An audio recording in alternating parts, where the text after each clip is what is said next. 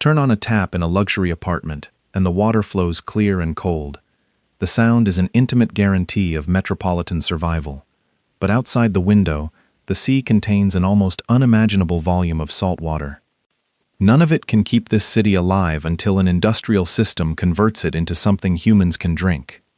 In the peak summer of 2025, Dubai demanded 487 million imperial gallons of water in a single day. At the time, total installed capacity stood at roughly 495 million gallons. Being surrounded by the ocean does not guarantee water security. The most dangerous variable may not be inside the plant. It may already be moving through the sea. Dubai did not wait for a river to appear in the desert. It built an industrial water cycle capable of supporting hospitals and high-rise living. What amazes me is not only that Dubai built skyscrapers in a harsh climate. It is that the city reconstructs a freshwater system every single day. A tourist walking past a massive fountain only sees the spectacle. A resident filling a glass only sees the final product. We easily notice the green landscaping and the expansive hotel pools. We rarely notice the coastal intake structures drawing in the ocean. We do not see the continuous chemical dosing or the massive pressure vessels. The heavy transmission pumps pushing millions of gallons inland remain completely out of sight. This invisible infrastructure represents a staggering engineering achievement. The city has effectively transformed freshwater into a continuously manufactured product. But once a metropolis relies on manufacturing its drinking water, a new dynamic emerges. Abundance at sea can conceal a deep engineered dependence on the machinery. The desert environment offers no natural backup if the industrial machinery suddenly stops. The production chain cannot pause. Before one glass of water reaches a restaurant table, it must pass through a series of gates. These gates are highly sophisticated and carefully monitored. They are designed to protect the system from the harsh realities of the ocean. But they cannot all fail at once. The customer only sees a glass of water on the table. The system sees 6 separate gates that must remain permanently open. First, raw seawater must successfully enter through the coastal intake structures. Second, the plant must strictly control sand, marine organisms, oil, and organic sediment. Third, the pre-treated water must pass through intense thermal treatment or membrane separation. In reverse osmosis facilities, massive pressure pushes water through a synthetic barrier. This barrier is fine enough to separate pure water molecules from dissolved marine salts. Fourth, those extracted salts and contaminants must remain behind and be safely managed. Fifth, the newly produced freshwater must be stabilized and carefully remineralized. Sixth, the final product must be stored in reservoirs and pumped across the entire urban network. The scale of this continuous operation is difficult to comprehend. Inside the facility, you can feel the low vibration of large, high-pressure pumps. The control room air is kept cold to protect the digital monitoring instrumentation. Near the pre-treatment zones, a distinct chemical smell hangs heavy in the air. Outside the building, the intense desert heat hits the workers maintaining the external pipelines. Every hour of every day, immense pressure must be contained inside miles of transmission pipes. A failure at any single gate creates immediate pressure on the rest of the chain.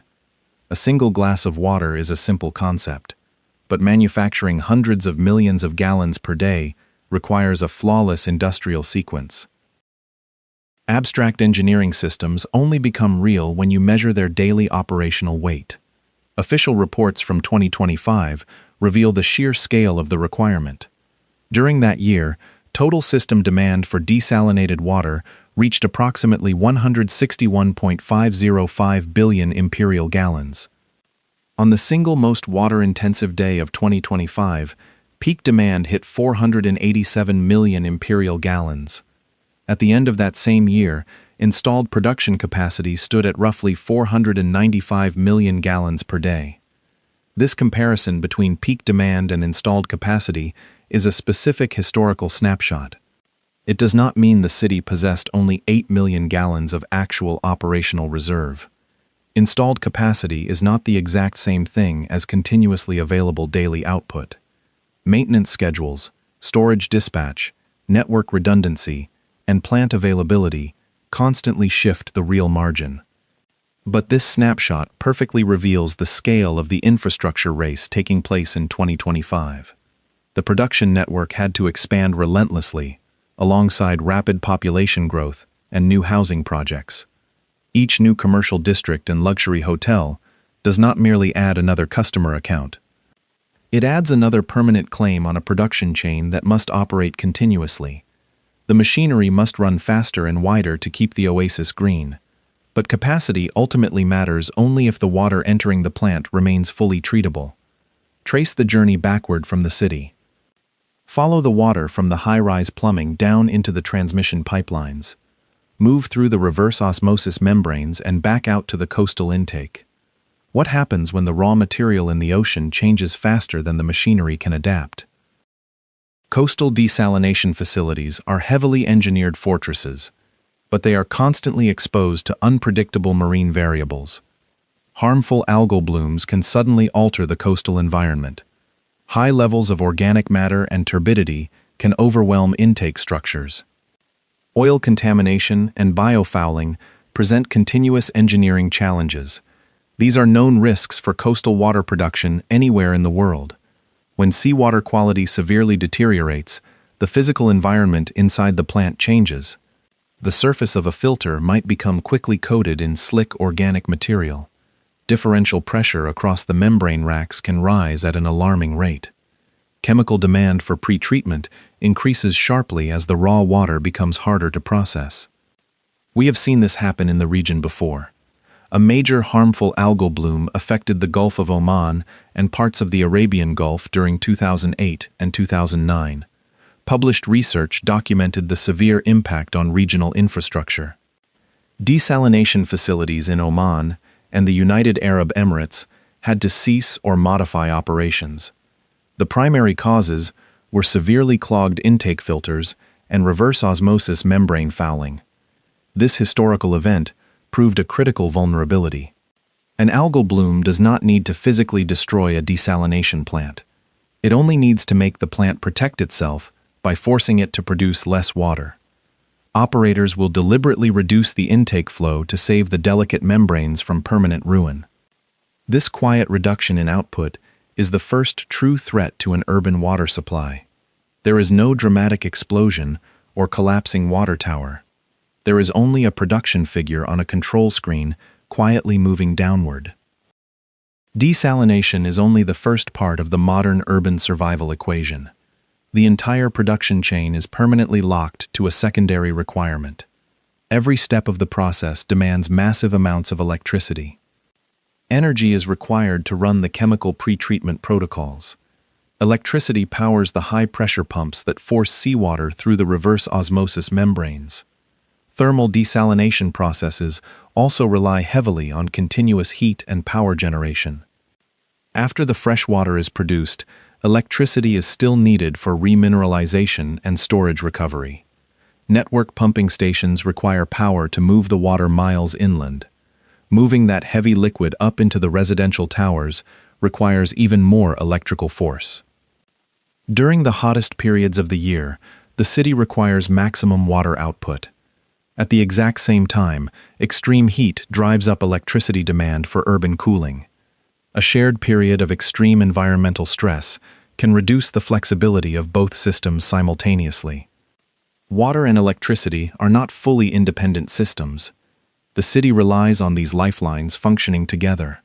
Imagine a controlled hypothetical scenario on a high-stress summer afternoon. A water production alert suddenly appears in a centralized management room. An intake issue forces one coastal facility to temporarily reduce its output. Other production units increase their flow to compensate. Storage reservoirs release water to stabilize the network pressure. Inside the residential towers, people notice nothing. But inside the control rooms, operators begin measuring time instead of only volume. If multiple plants had to reduce production simultaneously, difficult choices would emerge. If production fell significantly, which system should be protected first? Would you prioritize a major hospital or the commercial hotels? Would you maintain fire suppression systems or residential supply lines? The danger is not that one single machine stops working. The danger begins when several linked systems operate below normal capacity for too long. Every backup mechanism starts consuming the exact same limited resource. Time becomes the most critical asset. But as time runs out, what does the desalination system return to the sea? The ocean is not a passive reservoir that simply accepts industrial activity without reacting. The relationship between the desalination plant and the marine environment is entirely circular. The sea acts as a massive feedback loop. Local seawater salinity directly affects the pressure required for membrane separation. Higher marine temperatures influence plant operation efficiency and biological activity near the intakes. Organic matter contributes heavily to the fouling of highly sensitive membrane surfaces. This makes pretreatment an absolutely crucial phase of the daily operation. But the most complex dynamic occurs after the pure freshwater has been successfully extracted. The remaining water becomes a highly concentrated brine that must be managed and returned. To me, the most unsettling part of this engineered cycle is not the threat of sudden drought. It is that the exact same coastal environment functions as both the raw material source and the receiving environment. The plant depends on clean coastal water quality to function. The plant also returns concentrated discharge back into that very same coastal zone. There is no need to make exaggerated basin-wide environmental claims. Desalination alone will not immediately turn the entire Arabian Gulf toxic. The real engineering challenge lies in managing the localized discharge effects over long periods. Dilution rates, marine currents, and outfall discharge design play critical roles. Local depth and water temperature determine how quickly the brine effectively disperses. Coastal development adds even more pressure to these delicate local dilution zones. If multiple plants discharge brine in close proximity, the local salinity can rise slightly over time. The tension in this system comes from a strict circular dependence. If the receiving waters slowly change character, the raw material entering the plant also changes. The machinery is forced to work harder to extract the same amount of pure water. This requires more chemical pretreatment and more electrical energy. This creates an operational burden that compounds year after year. A microscopic change at the membrane surface eventually ripples outward. It connects the industrial control room directly to the shifting chemistry of the coastline. The sea pushes back against the machinery. Dubai has not ignored the immense pressure building on its critical water systems. The city has launched a massive counterattack to secure its future supply. The scale of this defensive infrastructure proves that leadership understands the absolute stakes. They are expanding seawater reverse osmosis capacity across the emirate. The Hassian desalination development is a prime example of this continuous technological upgrade. By the end of 2025, total installed capacity was roughly 495 million imperial gallons per day. But by the end of the first quarter of 2026, Hassian Block A added approximately 60 million gallons. Total installed capacity rapidly increased to approximately 555 million gallons per day. Further capacity additions are already planned and under construction. Dubai is also expanding surface reservoirs and heavily promoting the reuse of treated wastewater.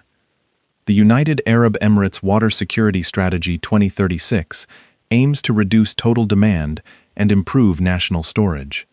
Network monitoring and efficiency improvements are constantly actively optimizing every drop. Cleaner energy integration is also working to decouple the power requirement from fossil fuels. These are not mere token gestures. They represent billions of dollars invested in long-term resilience. This is not evidence of a city ignoring a fatal flaw. It suggests that the people operating the network understand exactly how essential redundancy has become. They know that infrastructure expansion must constantly outpace population growth. But perhaps the most extraordinary defensive measure is hidden deep beneath the sand. The Aquifer Storage and Recovery Project is a massive strategic underground reserve.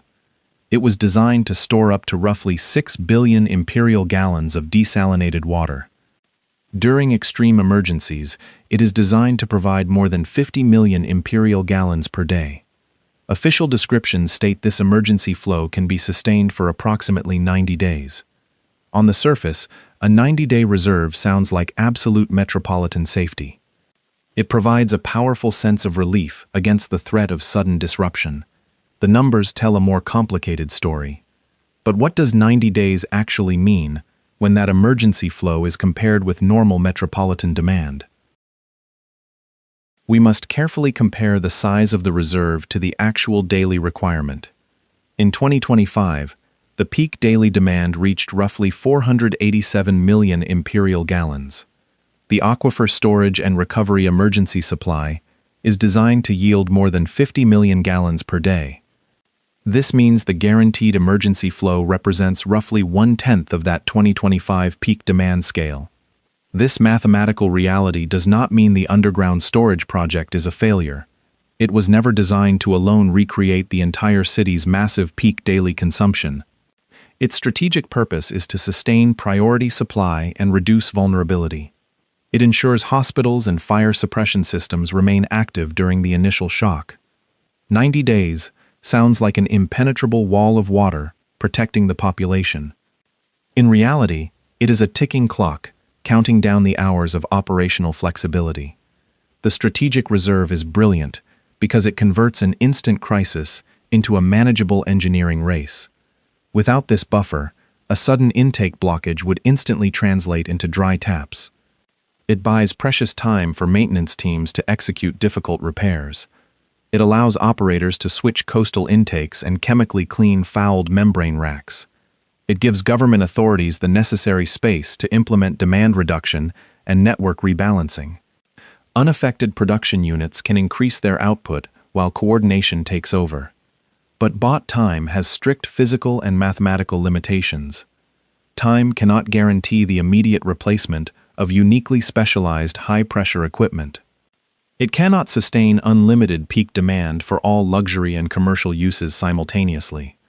The stored underground water still depends entirely on electricity and pumping infrastructure to reach the surface. A mechanical breakdown inside the pumping stations could trap the water underground, and a static reserve cannot perfectly protect the city if several major failures overlap at once. The true test of any time buying mechanism is what happens when that time starts running out. If a strategic reserve exists primarily to purchase time, a difficult operational question remains. What exactly happens when the industrial repair takes considerably longer than the time purchased? An infrastructure crisis rarely begins with an explosion or a collapse. It usually develops through a scenario of overlapping engineering pressures. This is a controlled failure scenario. At hour zero, feed water quality severely deteriorates near several key coastal intakes. A sudden shift in marine conditions forces some units to immediately reduce their production output. They must lower their intake flow to protect the expensive filters and membranes from permanent damage. Unaffected capacity within the broader network attempts to compensate for the lost volume. At this stage, residents and tourists in the city notice absolutely nothing. By hour 6, pre-treatment chemical demand increases sharply across the remaining active plants. Maintenance teams respond rapidly to manage the rising differential pressure across the system. Stored water from surface reservoirs helps stabilize the vast transmission network. Inside the control rooms, operators intensely monitor pressure levels, unit output, and dropping reserve margins. By day 1, if the intake conditions have not improved, overall demand remains dangerously high. Operators are forced to shift entirely into emergency continuity management and restoration planning. Some non-essential uses of water may need to be quietly reviewed or temporarily restricted. By day 2 or 3, if reduced production continues, the strategic storage becomes increasingly vital. The city's operational choices begin to narrow significantly as the buffer shrinks. The margin of error disappears. Priority supply for hospitals and essential services matters far more than normal urban convenience. Only when several distinct problems overlap does the disruption become a true systemic crisis. Difficult feedwater conditions must combine with reduced desalination output and high electricity demand. Pumping constraints, delayed maintenance, and intense distribution pressure must all happen simultaneously. Prolonged recovery times expose the sheer fragility of this highly connected chain. No single component has to fail completely to cause a severe urban disruption. Several connected components only need to perform below their normal baseline at the exact same time. The physical exhaustion of water is the final stage of a crisis, not the first. Urban consequences begin long before every tap in the city becomes completely dry. The first casualties are always non-essential water consumption and aesthetic operations. Massive landscaping projects and heavy construction activity would face immediate pressure to halt. Selected commercial operations and normal luxury service levels would inevitably decline. Tourism confidence would suffer as services are visibly reduced. The most profound loss would be the psychological assumption of infinite abundance. The long-held belief that economic expansion has no infrastructure limit would vanish. Water insecurity imposes immense financial costs, even if the reservoirs never empty entirely. Facilities face higher production costs, increased chemical use, and expensive additional maintenance. Lower reserve margins force authorities to enforce emergency restrictions and delay new development. Competition among users increases, requiring far greater capital investment in emergency backups. A modern city does not need to reach its final gallon before it begins to visibly change. It begins to change when every additional operational margin simply becomes more expensive. Think back to the water flowing from the tap. Follow it backward down the building pump and the distribution pipeline. Trace it past the reservoir, the remineralization tanks, and the delicate membrane. Follow it out through the intake and into the sea. Dubai achieved something extraordinary by not waiting for a river. But this achievement carries strict conditions. The sea must remain treatable, electricity must continue flowing, and pumps must keep turning. Membranes must remain protected, and storage must buy enough time. New capacity must arrive before demand consumes it. The danger is not that Dubai will find the sea empty. The danger is seeing water everywhere, while losing enough time, energy, or capacity to make it drinkable. Dubai does not simply live beside a water source. Dubai lives inside a machine that manufactures water, and that machine is not allowed to stop. This documentary is for educational and analytical purposes. It explores engineering systems and hypothetical risk scenarios based on publicly available data. It is not a definitive prediction of future events and does not replace professional environmental consulting. If production capacity had to be reduced, which urban system do you think should be protected first? Share your thoughts in the comments and subscribe to Dubai Viral for more investigations into the infrastructure that keeps this city alive.